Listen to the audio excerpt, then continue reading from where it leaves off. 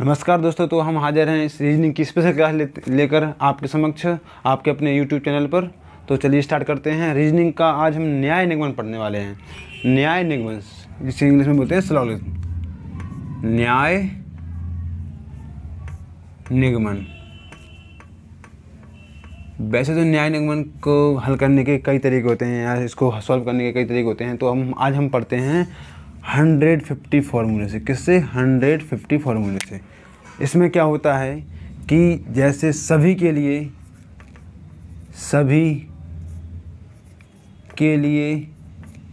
कितना होता है? सभी के लिए 100 होता है और अगले के लिए 50 होता है, यानी 50 100 150। ठीक है, अगला एक हो गया। दूसरा होता है कुछ के लिए, कुछ के लिए कितना होता है हमारा? 50 और 50। तीसरा क्या होता है? कुछ नहीं के लिए, कुछ नहीं, कुछ और नहीं, इसके लिए 50 होता है, इसके लिए होता है 100। अगला चलते हैं इसके।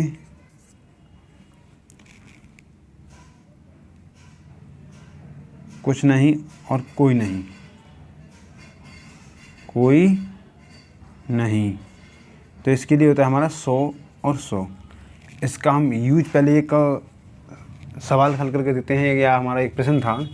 जैसे कथन है, कुछ गाय भैंस हैं, कुछ गाय भैंस हैं, कुछ गाय भैंस हैं। अगला फर्स्ट कथन हो गया ये हमारा। सेकंड कथन पढ़ते हैं, सभी गाय बछड़े हैं। तो निष्कर्ष इसके निकलेंगे। निष्कर्ष में दिया होगा हमारा, निष्कर्ष में। तो निष्कर्ष कैसे निकलेंगे देखो।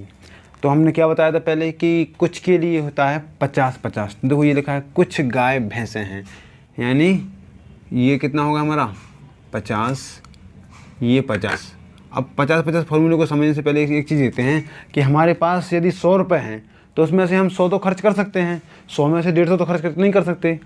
तो इसमें तो हमें क्या है, सभी के लिए तो हमें 100 खर्च करना है। हम सभी के लिए हमारी सीमा क्या है कि हम 100 खर्च कर सकते हैं, लेकिन कुछ के लिए हम सिर्फ 50 दिया है, तो 50 से ज़्यादा हम खर्च नहीं कर सकते। जैसे इसमें लिखा है कुछ गाय भैंसे हैं, तो कुछ के लिए 50 आ गया, भैंसे के लिए 50 आ गया हमारा। सभी गाय बछड़े हैं, तो सभी के लिए आपको बताया था क्या ये दिए, सभी में कितना होता है? 150। तो कुछ के लिए 50-50 और सभी के लिए 100-50। तो इसमें कितना है? 100। गाय के लिए कितना आ गया? 100। और बछड़े के लिए कितना आ गया हमारा? 50। अब इसके निष्कर्ष में दे देता है वो, क्या देता है कि कुछ भैंसें गाय हैं। पहला निष्कर्ष हो गया। दूसरा निष्कर्ष देगा, कुछ बछड़े गाय हैं। तीसरा निष्कर्ष देगा वो, सभी गाय भैंसे हैं। चौथा निष्कर्ष देगा, कोई गाय भैंस नहीं है। चलो और भी निष्कर्ष बनते हैं, लेकिन हम इनको सॉल्व करते हैं। कैसे सॉल्व करेंगे हम? देखते हैं भैंसों के लिए हमने कितना दिया है, मैंने 50। तो देखते हैं इसमें 50 खर्च करें हम। 50 हमारे पास पैसे हैं, मान लीजिए 50 रुपये हैं, तो हम 50 खर्च कर सकते हैं कि नहीं? कुछ में तो हम 50 दे सकते हैं ना। तो यहाँ पे 50 चेक करते हैं हम सिर्फ। और गाय के लिए कितना है हमारा? 50।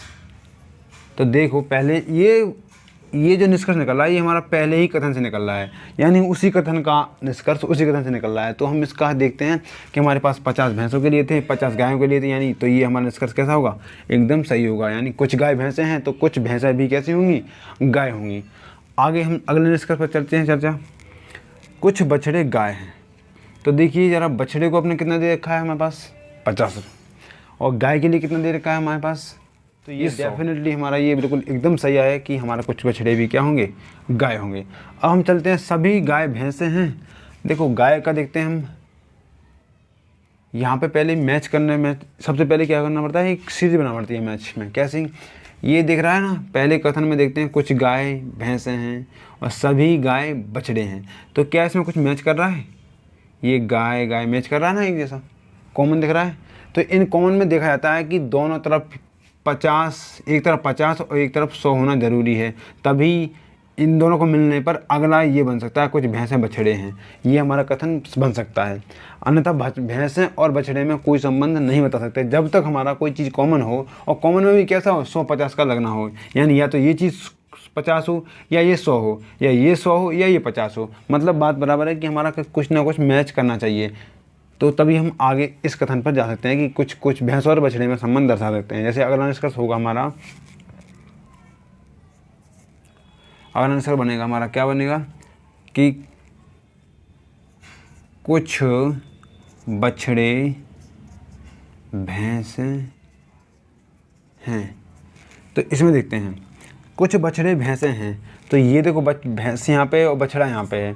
तो इसके लिए करने के लिए हमें क्या करना पड़ता है, कोई चीज़ कॉमन देखनी पड़ती है। देखना है इसमें कॉमन क्या दिख रहा है, गाय दिख रही है हमारे पास, यहाँ पे भी गाय यहाँ पे भी गाय। तो देखते हैं इसमें गाय के लिए इसमें कितना दिया रहा है 50 और इसमें दिया रखा है 100। तो ये 100-50 का हमारा क्या है, कॉम्बिनेशन बन जाता है और हम इन दोनों के बीच संबंध स्थापित कर सकते हैं। यदि हमारे पास 100 और 50, या तो ये 100 हो या ये 50 हो, या ये 100 हो या ये 50 हो, दोनों में हमारा 100-50 का अगर 50-50 है, 50-50 पर हमारा भैंस और बछड़े में संबंध नहीं दर्शा सकते। तो हम आगे करते हैं इसके लिए। देखो सभी गाय भैंस हैं, तो गाय देखो सभी गाय, सभी के लिए कितना आता है 50, 100 और भैंस के लिए कितना आता है, देखो भैंस के लिए कितना दिया है 50। तो देखो सभी गाय के लिए 100 दिया है क्या, भैंस इसमें है, देखो एक पहले कथन का निष्कर्ष पहले में दे रखा है। तो पहले देखते हैं सभी गाय भैंसे हैं। तो देखो गाय और भैंस का संबंध नहीं दर्शा सकते, इसमें इसमें देखना पड़ेगा, क्योंकि यहाँ पे कॉमन तो गाय है, तो इन दोनों के भी संबंध हो सकता है, इन दोनों के भी संबंध नहीं हो सकता। तो इसी कथन में हम देखेंगे इस संबंध के लिए। गाय के लिए कितना दिया है 100, तो क्या गाय पे 100 है, यहाँ तो 50 है गाय के लिए, और भैंस के लिए कितना दिया है हमारे पास 50। तो ये गलत हो सकता है, तो यानी ये क्वेश्चन नहीं बन सकता। सभी गाय भैंसें नहीं होती, लेकिन कुछ भैंसें गाय हो सकती हैं। ठीक है, आगे चलते हैं।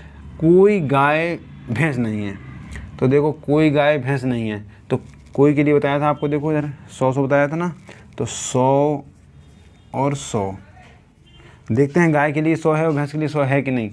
अगर गाय के लिए देखो यहाँ पर कितना दिया रखा 50, हाईएस्ट कितना दे रखा गाय के लिए 100, भैंस के लिए सिर्फ 50 ही है।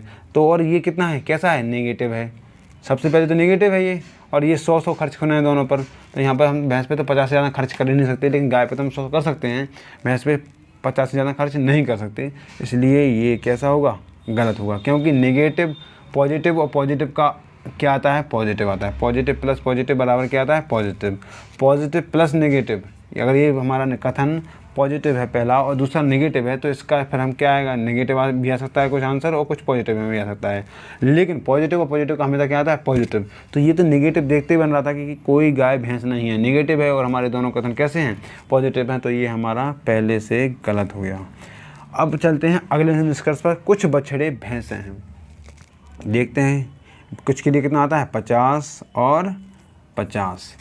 देखते हैं इसमें 50 है कि नहीं। कुछ बछड़े, ये बछड़ों के लिए कितना है 50 और भैंस के लिए कितना है 50, लेकिन इन दोनों में संबंध दिख रहा है कि नहीं हमारे लिए, बिल्कुल दिख रहा है। देखो 50 और 100 का दिख रहा है, तो हमारा ये कॉम्बिनेशन बन रहा है, तो हम इन दोनों के भी संबंध दर्शा सकते हैं। तो देखो कुछ बछड़े भैंसे हैं, देखो भैंस के लिए 50 है और बछड़े के लिए 50 है, तो हमारा ये आंसर सही है।